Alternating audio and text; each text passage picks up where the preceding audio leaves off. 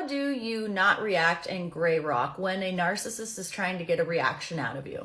Narcissists will try to stir drama at any point that they can with you because they want to get an emotional rise out of you.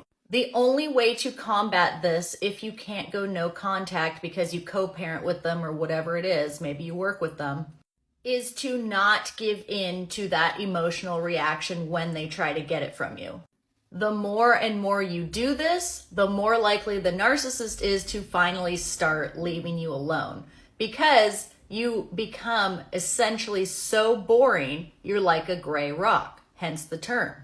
But how do you do that when narcissists know exactly what to do and say to push your buttons the most? The first step is to understand that you do have this ability and you use it in other points of your life. Don't fall into the trap of thinking, I'm just going to react no matter what, they just get to me. If you have ever had a job, for example, with a coworker or a boss that you didn't like, you can't just scream and yell at that person just because they're saying something you don't like. You have to keep it within and not react in order to keep your job. You can use this exact same tactic with your narcissist. Pretend like human resources is constantly over your shoulder, monitoring everything that you do or say. Gray rocking does feel emotionally exhausting like this. You're just not outwardly showing that. If you have children, your communication is now solely about the children. If it's something else you need to communicate, like a day or time, that's the only reason you are reaching out to this narcissist at this point. You never reach out first, and when they reach out to you, you keep it strictly professional and use as few words as possible.